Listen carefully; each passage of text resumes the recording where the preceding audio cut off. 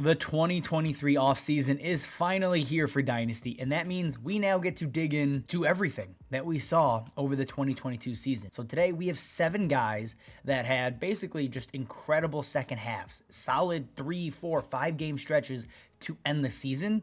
And now we have to figure out, right, are we buying or selling that breakout? So let's get into it. First name on the list, we're looking at Tyler Allgeier. Over the last 3 weeks of the season, he was the RB6 in points per game. Now, if we compare what he did in that stretch versus what he did the first, 13, 14 weeks of the season, it's kind of jarring to see the change in production, the change in efficiency, all of these types of things. So if you look at his 17-game pace from each sample, for his 3-game sample, that 17-game pace is 311 carries, 40 targets, 1,677 yards, and 11 touchdowns. That's spectacular. If that is who Tyler Allgeier is, that's great. However, the first, quarter or 3 quarters of the season paint an entirely different picture. You're looking at 185 carries, 14 targets, 855 yards, and 1 touchdown only. That is terrifying. Realistically, Tyler Allgeier is a good running back. I think he is a solid NFL runner. Do I think he is a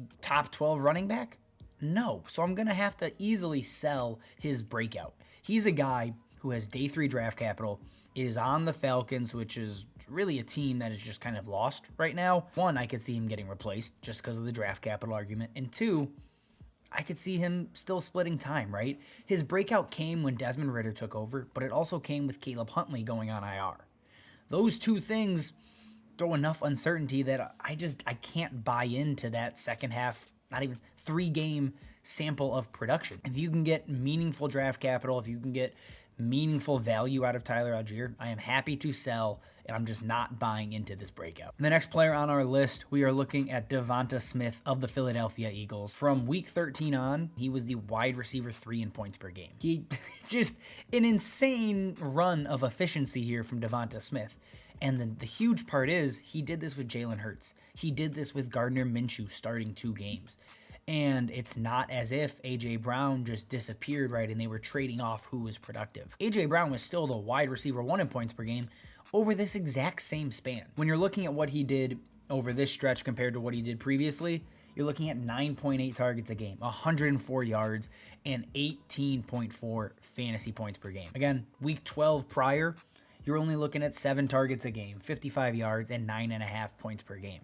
So again, 2 very drastically different seasons based on the sample you look at. Devonta Smith is just living up to the hype, the pedigree. So I'm going to buy in. The second half may not be who he is long-term, right? Maybe he's not a top 5 guy, but a top 15 wide receiver moving forward, absolutely, I am in. I am buying up Devonta Smith. Going back to the running back position here, the next player is Cam Akers, and he is one of the more confusing running backs, just looking from what happened early in the season, right? 3.3 yards a carry. He had 1 touchdown through 12 weeks. He was averaging 3.8 points a game. Week 13 hits. A switch flips. He goes from averaging 3.3 yards a carry to 4.9 yards a carry. Just an insane efficiency jump. He totals 6 touchdowns over the end of the season run there. His targets even increase. He goes from 0.7 targets a game to 1.8. And then the big one, right? 17.3 fantasy points per game, which would have been the RB5 from week 13 on. Cam Akers' value has skyrocketed, it has dipped, it has leveled out, it has dipped, and then it has skyrocketed yet again. When it comes to buy, sell, I lean towards a hold with probably a bit of a sell here. If I can go and get a first-round pick for Cam Akers, I'm going to sell. I'm going to sell a running back entering year 4 on what very well could be an average to below average offense, depending on who stays and goes next year. There's just so much unknown. This is a team that could bring in a veteran running back cheap because of how loaded the free agent class is, the rookie class, and that very well could threaten what Cam Akers his workload looks like heading into 2023 here. So Cam Akers, it is great to see the bounce back. Probably a hold, maybe a sell, but I am definitely not buying Cam Akers right now. There's just too much unknown with him, with his situation, and just the running back landscape in general. Next guy on our list, we're back at the wide receivers. This time we are looking at Isaiah Hodgins. Hodgins is not the breakout level of the first couple of guys we've seen, right? Allgeier, Akers, Smith, all finishing top 10 in points per game over the back half of the year here.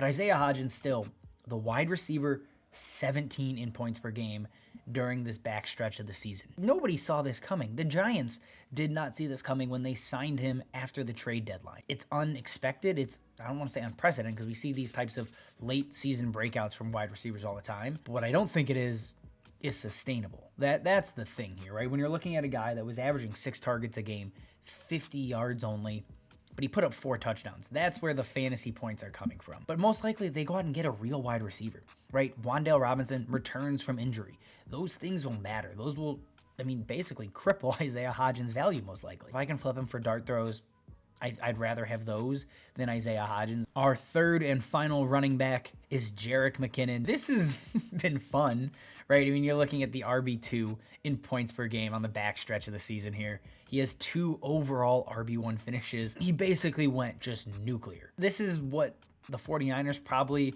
expected Jerick McKinnon to be, 3, 4, 5 years ago before he got hurt and that whole contract went to waste. But now you're looking at a 30-year-old Jerick McKinnon basically in the perfect offense to utilize his skill set. While it's an incredible story and it's crazy fun, you have to sell, right? The man, he averaged 11 opportunities a game over that 5-game stretch, and he scored 8 touchdowns. He wasn't even averaging 100 yards a game. It was 82 yards a game, basically splitting time as a running back and a wide receiver. All that to put up 20 points a game, right? Just, again, an insane run. Just unbelievably talented, unbelievably exciting, but he's 30, gonna be 31 years old. I'm not buying into a ton of running backs like that. Maybe he has the Cordell Patterson bump that we're seeing right now. Maybe he just disappears and they bring in another one of these veteran running backs. I'm not buying Jerick McKinnon. It's just an old running back who had a nice run. Hopefully he does it again next season. I don't think he does. Next guy on our list, we're back at the wide receivers. It is Jerry Jeudy, and honestly, Jeudy has been quietly very, very good for fantasy. You're looking at wide receiver 8 in points per game since week 14. He was seeing 8.8 targets a game, putting up over 75 yards a game as well, right? 3 touchdowns, 15.6 points per game. That's a great stretch. And again, that's not just on the back of touchdowns. The yardage is there. The volume is there, especially when you compare to what he was doing, before his injury and everything else, right? You're looking at 5.9 targets a game, just over 50 yards, 3 touchdowns as well in that same span, and again, under 9 points a game. And that's half PPR, so keep that in mind. A lot of this, I think, has to do with, obviously, Hackett got fired for a game. That's helpful. It took time for Russ to figure out how to use Jerry Jeudy and Courtland Sutton and get on the same page with these guys, right? I don't think Russ has just forgotten how to play quarterback, and I think Nathaniel Hackett leaving probably gives them a huge bump for next season. So I'll get buy Russ just in general and Superflex. He's going to be dirt cheap and nice buy low. But Jerry Jeudy, on the other hand, right, I'm buying into the breakout. Again, this is a pedigree pick. This is a guy that it's taken him some time to find his way. If you go back to week 7, so he's played 7 games since then with the injury. He has been over 10 points in every single game. That is 7 straight. That is enough production to say, okay, it's not fluky. It may not be top 12 numbers. I don't think it's going to come close to that. Top 24, top 20, absolutely. Jerry Jeudy is a nice buy low in my eyes because, again, people aren't valuing him like he had a great end stretch to the season, and I think that's a mistake. And our last one here, I've done several videos on him. I've done a short.